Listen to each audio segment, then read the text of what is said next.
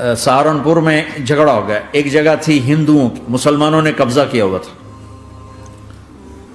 तो हिंदुओं ने केस कर दिया, अंग्रेज का जमाना था, अदालत में वो मस्जिद बनाना चाहते थे, हिंदू मंदिर बनाना चाहते थे, तो दोनों तरफ बात तपी हुई। तो आखिर वो जज ने कहा, भाई कोई ऐसा आदमी है, हिंदुओं से कहा, जो गवाही दे दे तो उसकी गवाही तुम कबूल कर लोगे, और मुसलमानों से भी पूछा, तो हिंदुओं ने कहा जी हाँ, मुफ्ती मुजफ्फर हुसैन साहब अगर गवाही दे दें कि जमीन मुसलमानों की है तो हम दे देंगे। तो मुसलमान बड़े खुश हो गए, मुफ्ती मुजफ्फर तो आखिर मुसलमान है तो हमारे हक में गवाही देगा, था उनका कब्जा नाजायज। तो जब वो अदालत में तशरीफ लाया, मुसलमान बड़े इत्मीनान का, हुण जनाब साढ़े हक फैसला होना, क्योंकि आजकल सिर्फ सच को कौन देखता है।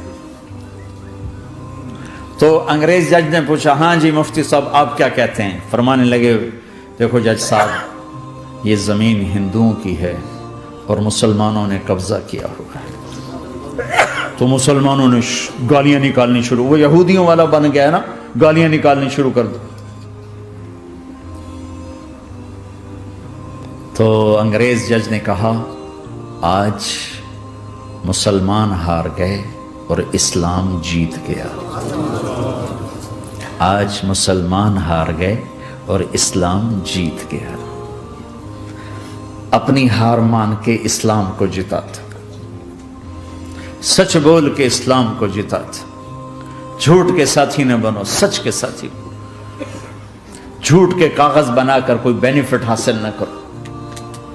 मैं न्यूजीलैंड गया, मैं हैरान हो गया, एक हफ्ता में रहा, डिप्रेशन का शिकार रहा कि मुझे बताया गया कि पूरे न्यूजीलैंड में एक आदमी झूठ नहीं बोलता सिवाय पाकिस्तानियों के, बंगालियों के और इंडियन। जो बंगाली, जो पाकिस्तानी, जो इंडियन पहुंचे, ये झूठ बोलते हैं, हेरा फेरी करते हैं, इनमें एक आदमी झूठ नहीं बोलता।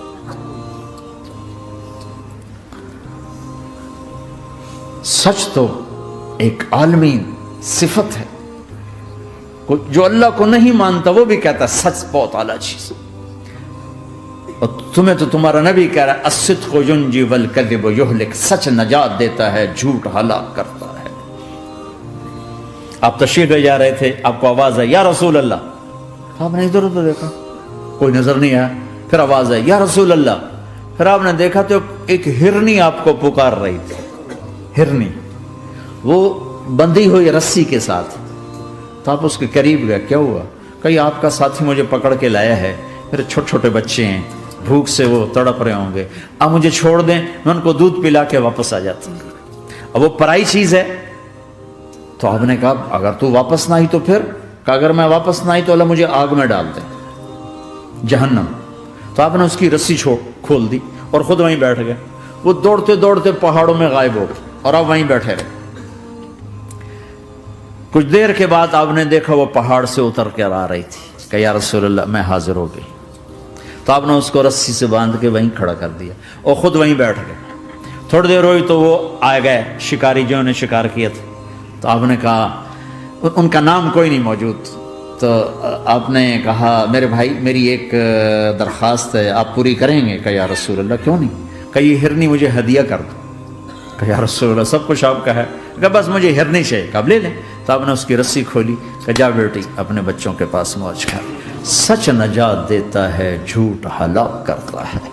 तो उसने यूं आपके सामने सर झुकाया शुक्रिया का और 4 कदम दौड़ी, फिर पीछे मुड़ी, फिर आपको देखा, फिर यूं सर झुकाया, फिर आगे गई, फिर थोड़ी दूर गई, फिर यूं पीछे मुड़ी, फिर आपको देखा, फिर यूं सर झुकाया, फिर जहां तक वो नजरों से ओझल नहीं हुई, वो आपको मुड़ मुड़ के यूं सलाम करती गई।